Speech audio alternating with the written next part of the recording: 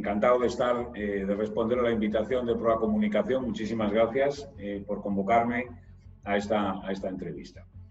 Bueno, la realidad que vivimos desde el punto de vista geopolítico es una realidad compleja y que algunos teóricos, yo también me sumo bastante a esa idea, la explican de la siguiente manera. El orden liberal se ha debilitado, sus instituciones también se han debilitado en los últimos años, no ha desaparecido, pero digamos que está siendo progresivamente sustituido por otra forma de entender las relaciones internacionales que llaman los teóricos o llamamos de competencia entre potencias. Es decir, ahora no estamos en un mundo de acuerdo y negociación, no estamos en un mundo dirigido por una única potencia o liderado por una única potencia, sino que estamos en un mundo de distintas potencias, opciones, acuerdos y grandes alianzas, proyectos, etc., ¿no?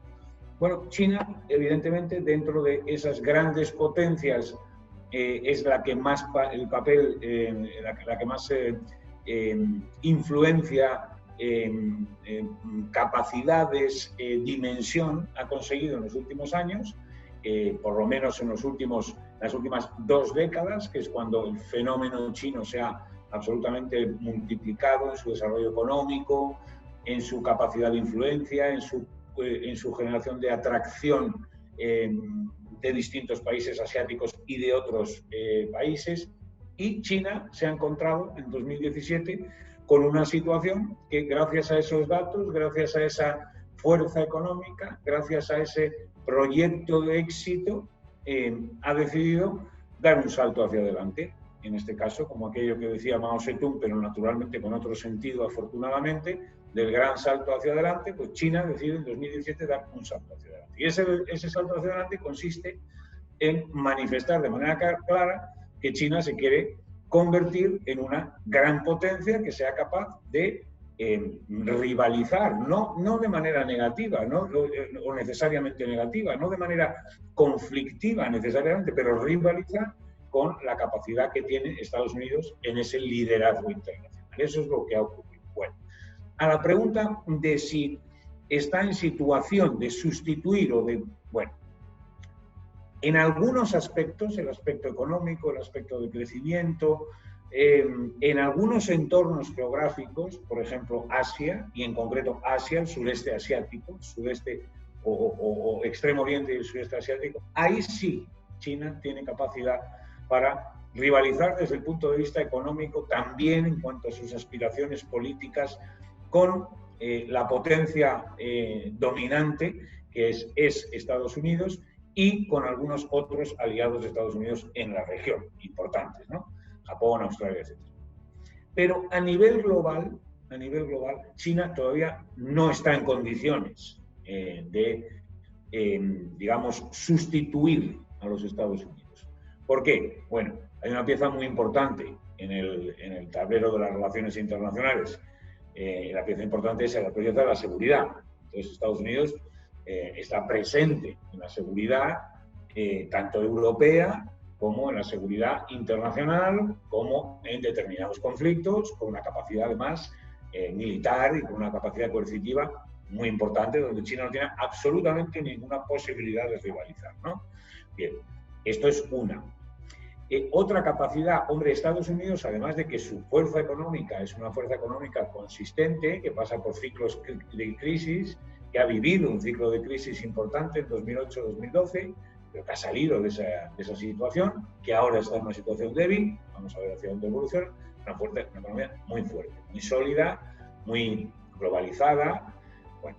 Y además Estados Unidos tiene una tercera pieza, yo creo, muy importante, donde China de momento no puede rivalizar. Estados Unidos ha generado hasta por lo menos la llegada de Donald Trump un fenómeno de atracción, es un polo de atracción, es un generador de poder blando que han llamado también, para entendernos, los propios norteamericanos y que denominamos también relaciones internacionales, ¿no? Es decir, no es solamente una potencia, ni mucho menos agresiva, en algunas ocasiones, en algunas situaciones, pero es una potencia que es capaz de generar atracción. Sus universidades, su aparato de comunicación o sus estructuras de comunicación, en fin, sus intelectuales, Bueno, son capaces de generar atracción. Bien, China también está intentando ahí generar, aumentar su capacidad de proyección de una imagen de no alineación, de una imagen de amabilidad, de una imagen de negociación, de una imagen de multilateralidad. Entonces, eso también lo está construyendo China. No está todavía en la capacidad de rivalizar en ese sentido con Estados Unidos. Todo lo que ocurra alrededor de Donald Trump entra dentro de lo posible. Entonces, ¿hacia dónde diríamos que va Donald Trump con esta reacción que ha habido turbulenta de carácter social en Estados Unidos, manifestaciones antirraciales legítimas y habituales en la historia de los Estados Unidos, junto con otras absolutamente ilegítimas, absolutamente radicalizadas y ajenas a cualquier tipo de protesta o reivindicación social o política en una democracia, que también las hemos visto en Estados Unidos. Bien, en principio, lo que ha dado a entender Donald Trump es que para reaccionar en contra de esta situación, más Donald Trump, es decir, o más trumpismo, es decir, más firmeza en los valores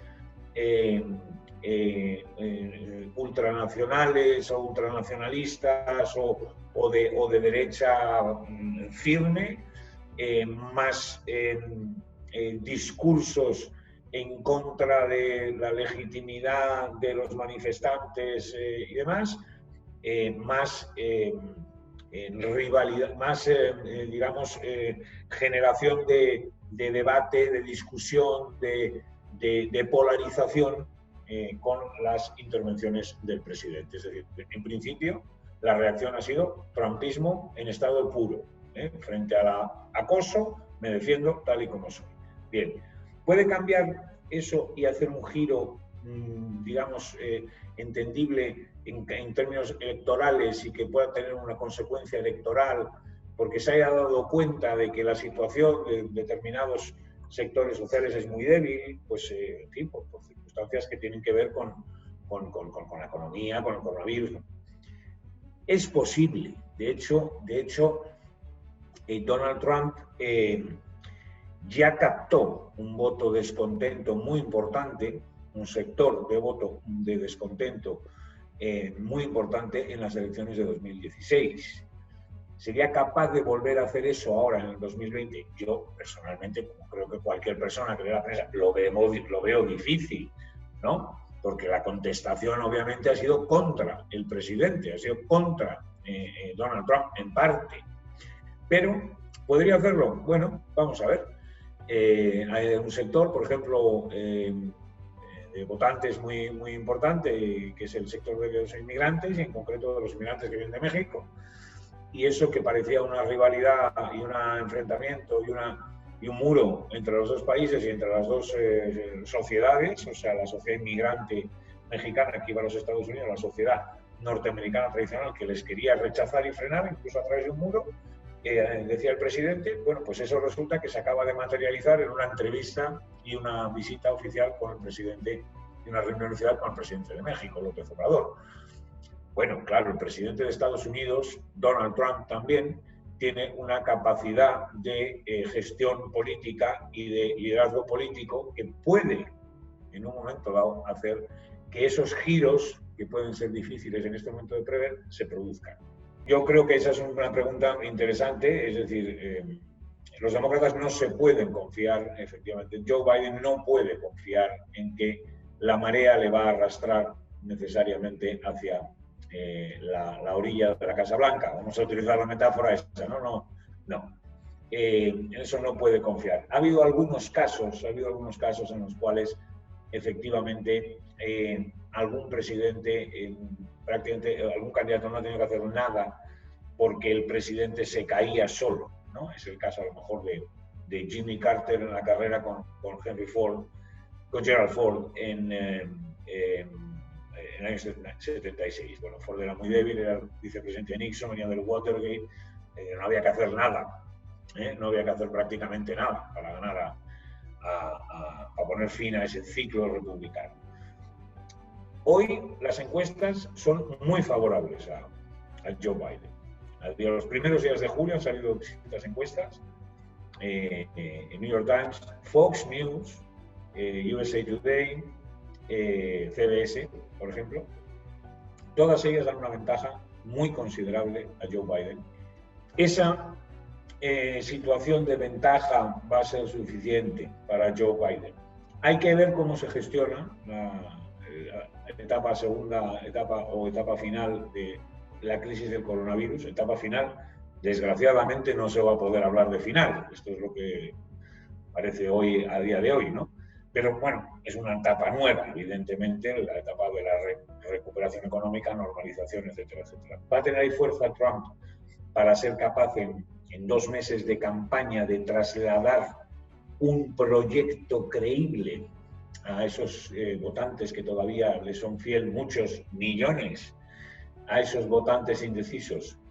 Pues hombre, vamos a verlo, resulta muy difícil, muy complicado, las cifras de víctimas y la situación económica juegan muy en contra de Donald Trump. Donald Trump iba a presentar unas cifras económicas en enero niqueladas, o sea, cifras de crecimiento con una pequeña caída que casi iba a ser insignificante para el elector. Y entonces eso evidentemente iba a hacer que los norteamericanos tuvieran muy en consideración, oiga, este tío es un tío muy pintoresco, pero nosotros vivimos aquí todos fenomenal y con trabajo y estamos ganando dinero, todo el mundo. Entonces, vamos a ver, ¿qué es lo que tiene de malo?, ¿no? Claro, eso no es así ahora, ese gran valor. Por tanto, yo no puedo hacer predicciones, ni muchísimo menos, ni me atrevo a la vista de las últimas elecciones, las de 2016 y otras, que las predicciones iban en un sentido y luego cambian.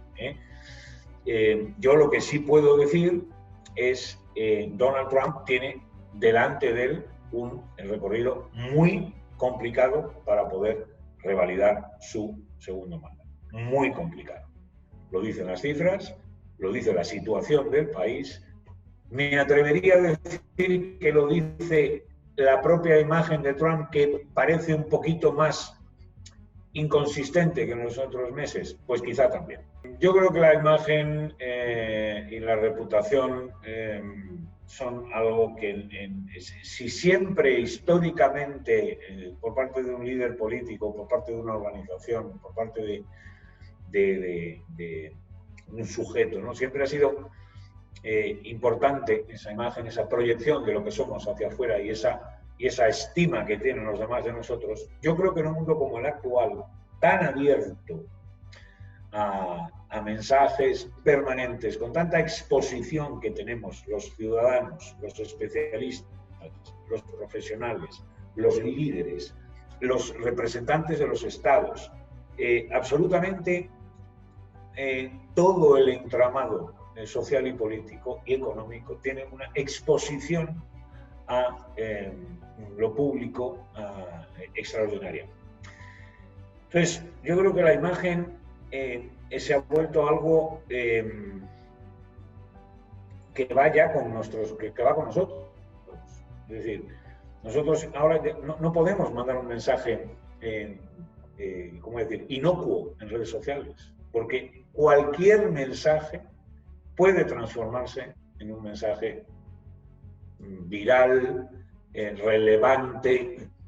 Nosotros ya vivimos de una manera en la cual nuestra vida pública, y a veces también en la privada, es absolutamente, o tiene que estar absolutamente guiada, conformada por una imagen que queremos proyectar.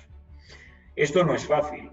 No es fácil para una empresa, no es fácil para un individuo y un ciudadano. Es decir, estamos en un momento en el cual ya no es que los ciudadanos tengan que estudiar comunicación, que ya lo estudian, afortunadamente, en el bachillerato y en la enseñanza media se estudia comunicación y se debería de estudiar las carreras de toda índole, no solamente las de ciencias sociales, de toda índole. De hecho, muchas universidades, la Europea de Madrid, evidentemente, una de las